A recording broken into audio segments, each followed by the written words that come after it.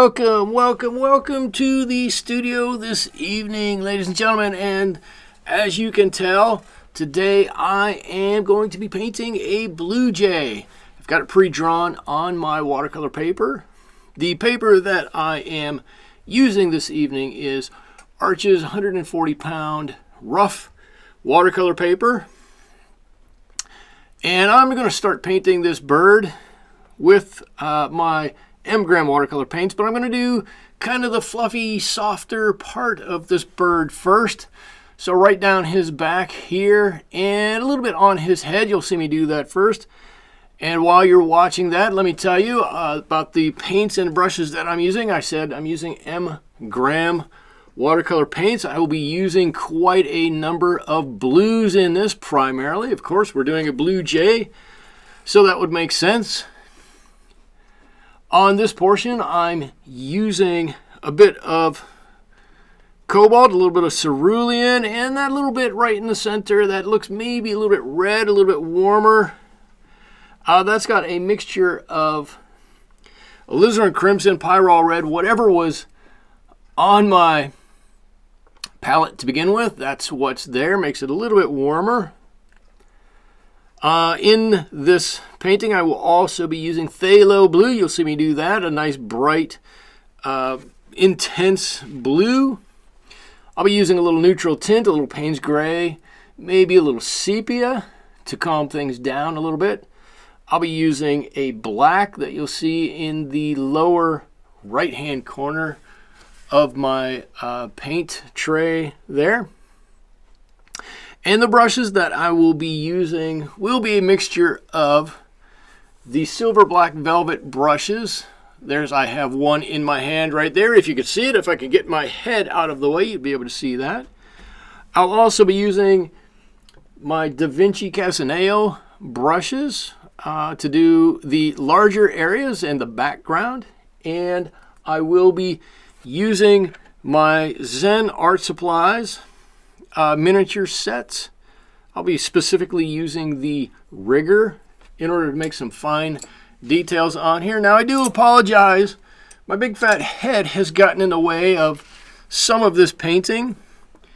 I hope it is not too distracting for you. Okay, so now that I've painted what looks like some of the softer areas of this blue jay, specifically the top of his head and the center of his back, I'm painting with straight black here.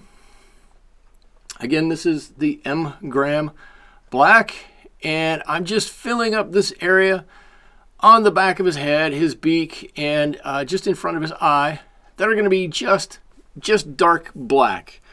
And so I'm just putting in a light layer of this black on there. I'm making sure to leave a jagged, ragged edge so it looks like some of the lighter feathers hang over the top and some of the darker feathers hang over the bottom. And so you can see that there. I'm going to be painting a lot of this blue jay in blue, as I said. This is a little phthalo blue on this painting where I want a really bright, light blue. I'm going to be using a light layer of phthalo blue. And like I said, if I would move my head out of the way, you'd probably be able to see that. Now I do have all of my blues currently are being mixed in one well on this tray.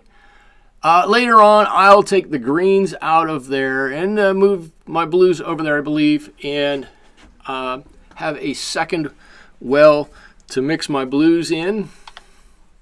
But for the time being, I'm just going to stick with using the blues out of one well, and these are the brighter colors of blue I said that I want. And so this is primarily phthalo blue, a nice bright color. Maybe I'm going to mix a little bit, actually I'm going to mix in just a second. I'm going to mix a little bit of ultramarine in here.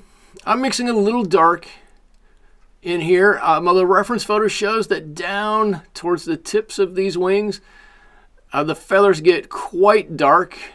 And so I'm just going to load in some dark color right now at the beginning so that I don't have to paint over it and try to darken it with maybe too much paint as I try to do a second layer on this. There's more ultramarine blue in the area I'm painting right now, just a little different color blue.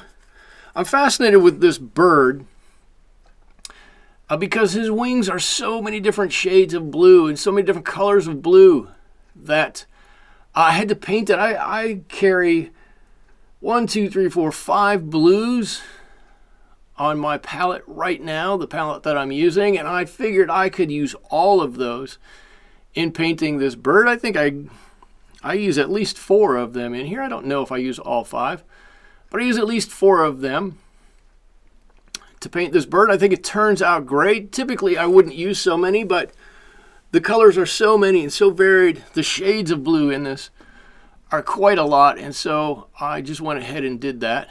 I'm painting with a lot of ultramarine here. Again, this is a little bit darker blue, not quite as bright and vibrant on the side of the bird, these feathers, as that phthalo blue, like the blue on his tail or on his, the big feathers on his wing right there. So this ultramarine is just a little bit darker than that. I think it'll work out really well. And as I'm painting in here, I need to remember to leave the little tips of his wings white. As I do it, I don't want to paint over those, got to paint around those. And I think I'm doing a fair job of that. I've been watching a lot of blue jays. I have a few that come into my yard and utilize my feeder, which is fine.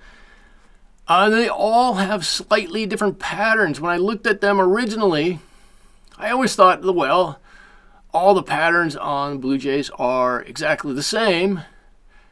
Right? Blue wings with some banding on there and a little white at the tips. As it turns out, the whites at the tips are a little different on each wing, a little different here and there. You can identify different birds by that, and the banding isn't always exactly the same. The banding on it is also a little bit different from bird to bird. Was really surprised to find that out.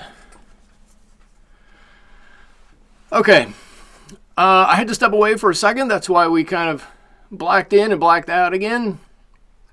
Blacked in and blacked out. That's a terrible way to say that. That's why I cut away and came back. All the paints on here at this point are dry, so that's the color that they're going to be. You'd be able to see that if I would ever move my head out of the way. There we go. You can just get a glimpse.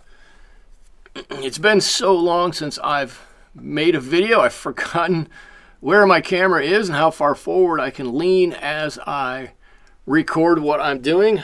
Obviously, I'm going a little bit too far. I believe in the third segment of this, I recognize that my head is in the way, and I try to keep it back out a little bit more, so I apologize for that. But it is nice to see the top of my head and know that I'm not really losing all of my hair yet, and it's not really going gray. It's still hanging in there, doing it, holding its own. Okay, now moving on to the tail. Now I've got 2 things to do on the tail. One is to define the individual feathers, and the second thing is to bring the color value to where I want it to be. So the first thing I'm doing right now is just lining out where their tail feather is, and all of a sudden you can see one feather pop right out, that one right on top. Everything else fades to the back as I darken it just a bit. I've got one more tiny feather way over on the side. There we go. I'm just going to draw that one on like that. Just a little bit of dark. And then I'll start to work on the value of it. A little bit darker here, these wing feathers. Cast a little bit of shadow over it there. Okay, I think that's good to look at initially. I think it'll work out fine. Let's move on to a different area. Here we go. I'm cleaning up my green, as I said before. Now I've got a little bit larger area to work with. And the feather here has a little bit of darkness to it. It's not quite so bright as that bright phthalo is. So I'm just mixing into that a little bit of neutral tint. Again, it's M-Gram neutral tint. It does a really nice job of just kind of darkening down the color a little bit, bringing the value down a little bit. And so I like to use that. When something's a little bright, I just need to just tone it down. Works great. A little bit. Here's a little bit of ultramarine in there. And I'm not working on necessarily the individual feathers on the area right now. I'm going to skip down a feather, and I'm going to start down here. But I was trying to get that feather on the top lighter. This whole one on the bottom is on my painting anyway, it's going to be a little bit dark down there. There we go. And the feather underneath is a whole different color. So it's darker. It's going to stand out on its own, and we're going to give it its own special treatment anyways. Okay, I've got a big challenge coming up. And the challenge is I've got a lot of little feathers up here. And how do I paint such a small area and make all these feathers stand out and look individual? If I look closely at my reference photo, I can clearly see there are a lot of feathers up in that area. I guess I'm going to move back to the other side first of all and see if I can't differentiate a feather over here. But it's going to take a lot of fiddly little painting to get those feathers in just right on the left hand side, the little feathers over there. It's hard to do, but with a little patience, I'm trying to be more patient as I paint. I think we'll be able to do it. I think it's going to look great. And the shadow area that's helping to differentiate the feathers on the right hand side is the one I just did. Really, I think turned out great. It really looks like those feathers are stacked up there. Now, the one thing that you're going to notice as I'm doing this is that I haven't put on any of the banding on these feathers yet.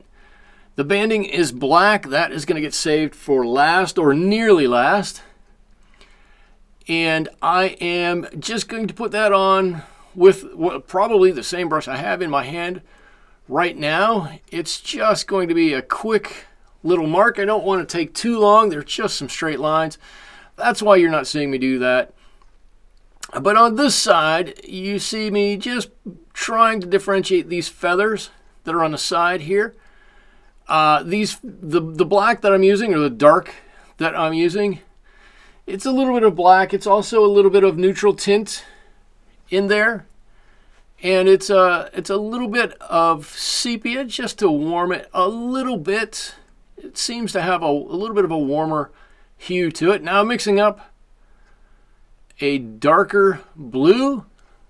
Typically going to use that in a little bit of a shadow area under here, trying to differentiate a couple of more feathers to get under there. Looks like there's 5-6 feathers on that side. Kind of looks like the reference photo. Now, the one regret I have about this whole painting, I'll let you in on it a little bit early. See those 2 blue lines? The ones I had just painted, that was right there. I wish I had blended those just a bit more. I think in the end, because I glaze over top of them, they look fine, but I just, being me, looking at my own artwork, I just wish I'd done just a touch more with those.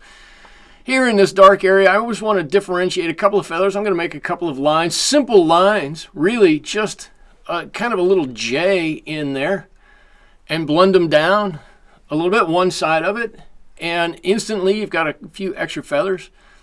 And now here's where I need to adjust the value on these tail feathers. Right, I can take this and blend this up. I don't want my values to be exactly the same as what's underneath it. I need to keep it a little bit lighter, a little bit different so you can tell the difference. There we go. And a little bit of highlight halfway up that tail or so. And there we go. Just let this set to dry. And I'm coming back for my third sit down with this. I just noticed that my head is getting in the way here. And I'm really starting with layer number 2 on the head and beak of this guy. Going to start to get into some more details with him. Painting the beak, the black along the head. As you can see, as watercolors do, they lighten when they dry. And so in order to make a dark, you've got to take your dark and go over it a few times. That's what I'm doing. Making sure I don't cover up any of those little lines where there's a little feather sticking in from one area to another. Being very careful. This is a tiny little brush. This is the number 1 brush. I'm sorry, number 2 brush. I just looked. It's a number 2 round brush from Silver. I hate to say that I like these brushes. I didn't want to like these brushes. I can't tell you exactly why I like these brushes, but I like them. I use them. They come to a nice point. They hold a lot of water. Actually, very nice brushes. And you can see some nice differentiation in the feathers there. Here I've got to do a little bit, right? The color's not quite right. The banding is a little too strong. If I put a little glaze over top of this, that'll probably take care of everything there. Around that white on the feathers, the flight feathers just above that, pull that down. And now I've got some better coloring on there. It kind of hides a little bit of that color, a little bit of the dark, a little bit of the banding. The striation from one feather on another is kind of muted a little bit as we put that glaze over the top of it. Now what I'm doing is I've mixed up a very light gray. You can see how light it was. I put it on the tail there. This is not a step you would necessarily need to do, but for me, the white of the white area is just a little too stark, and so I wanted to knock that color down just ever so slightly. And so I've just put a little tiny bit of gray on all of the white areas. A little neutral tint, a little black here, and it's time to start the banding on the tails. Right, here's the spine of that feather, and here's some banding. It's going to start. Once we go with this, everything's going to go quickly. It's going to help to define shape. It's going to help to define area of these feathers, all kinds of things, and this bird's going to take shape. Now, what I decided I didn't want to do was put all those stripes at the same level. They're all on different feathers, so they shouldn't all be touching and everything like that. It shouldn't be one line straight across. So I'm going to make all of my bands somewhat off from the feather above it or the feather below it, just to enhance that the feathers are a little bit different. There we go. And like I said, there's nothing to these bands. It's just a line. If I want to curl it, these ones you can see, I just curl it down towards the bottom a little bit as it gets to the end. That line is not quite straight. It gives a little bit of texture to the feathers if you just don't do it quite straight. Just give it a little bend on the end. There we go. That looks really good. Now you can see that's a tail feather right there. All right, now I'm going to let that dry because if I don't, I'm going to put my hand right on it, and I'm going to then have palm marks, painted palm marks on the rest of my painting, and I don't want that. A little gray on the head. I put a little bit of gray on the rest of the white, so I'm going to put a little gray up here on this guy's head just to knock that white color down a little bit. And I'm kind of staying away from his eye that I just put there. I don't want to go right over top of that eye. If I touch it, it's going to get a run in it. It's going to bleed out, and I don't want that. So I'm just staying away from that, and we'll come back and finish that up. But a little bit more banding. Boom, boom, boom. He's looking like a blue jay now. Right? You can really see where one feather starts and one feather stops. Not that you couldn't before, but you can do it even more now. Like I said, these aren't any great detail. These are fun little fast bits. Yeah, there's a little dark spot in there, I guess. Boom, boom, boom, boom, boom, boom, boom. We've already done our work defining where these feathers are. This is just going to enhance that so we can be a little bit quicker. All right, I'll let that dry, and I'm going to come up to his eye here, and there's a little bit, I want to enhance his eye a little bit, so I'm going to give him a little bit of flesh around his eye.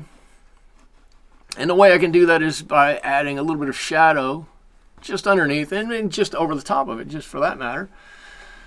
Now, I haven't forgotten, he does have legs, and he does have a couple of claws here, and he's sitting on a branch, so I'm going to paint that on right now. There's a claw. The branch is missing. We'll get that going. A little raw umber. That's a little bit of olive green. Mixing in that red. It should make a nice gray in here. A brown gray. There's a little bit of green that's going to go in there. I'm going to actually mix a whole lot of colors onto this branch before we're done. There's a little knot hanging down on the bottom side of that branch. Everything right over to that claw on the left-hand side. All right, there we go, and that's going to sit and dry just a little bit. I'll do everything on the right-hand side of that claw. There it is. And a little shading underneath. A little bit more of that brown. And we'll finish that branch all the way on the right-hand side of this guy. You look at the reference photo, I don't know what's going on with that stick. But I drew it as true to the reference photo as I could, and it looks a little funny, but it's going to work for us. No big deal. All right, here's a little bit of brown in there. As I get underneath this bird, I'm going to mix a little bit more blue in my shadow. There he goes. He's casting a shadow on there. Everywhere else, it's more brown. There won't be as much of a shadow. A few darks in there. Maybe there's some nooks and crannies, crevices in that wood. That looks okay. Looks okay. Now I'm going to come up and finish his eye. Some real light, really light gray again. A little bit more. There it goes. And you can see how his eye now stands out. It's like it's a little puffy around it, so that's all good. His foot here is dark. I want it to be darker than the branch that he's on, so I'm going to do another layer of this dark black. It's just straight black, or whatever's in my puddle over there by my black. All right, I'm going to give another layer on his eye too, leaving a highlight. You can just barely see that highlight there. I'm going to come back and put a highlight on it again anyways, but it's there. Now I'm going to start on my background. I don't always do a background, but I'm going to do a background this time. I started with a little phthalo green. I added some Hansa yellow to it. I added a little bit of raw umber to it, and some of the other colors that were on my palette. Doesn't really matter. There's a little bit more of a red that got in there. We're going to mix all these around. I want my background to be lighter than this bird. I want it to be a couple of shades lighter than this bird. I want it to be in the background, way in the background. I don't want anybody to confuse the color levels here. So my background is going to be super, super light when it dries. The bird itself is going to be a lot darker, which means your eye's going to be drawn to it much more than this background. And I'm going to make the background just kind of modeled out of focus thing, like is in the reference photo. Nothing about it has any detail in it. It's just a background, just some colors thrown on there. Nothing to it.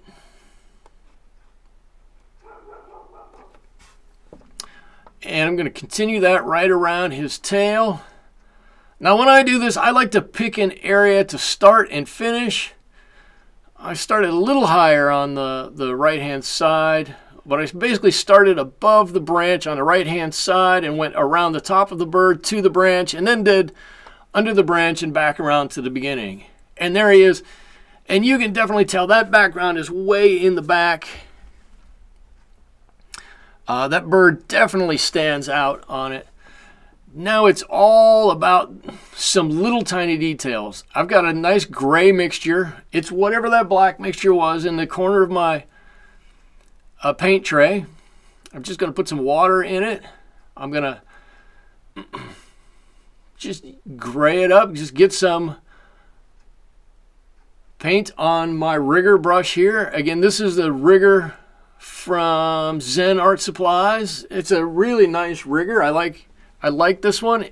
It's really small, holds a lot of water, and it's a fairly stiff. So when I press down, the bristles just don't bend away. Anyway, I like this one, so I'm going to use it when I do these little details like this. I do think maybe I get a little carried away with some of the feathers here, the lights and shadows here in the feathers. But that's okay. Still looks good. Coming up to the end of this. So if you like this, give a thumbs up on the video. Leave a comment below. I'm going to put a highlight on him. Visit my website. Links down below. Instagram, Twitter, Discord. I believe that's all down below. I'd love to see you. Drop me a line. Leave a comment. And that's all I've got for you this evening. I hope you had a good time watching this. Give it a try at home. Let me know how it goes. And we'll see you in the studio next time. Thanks so much.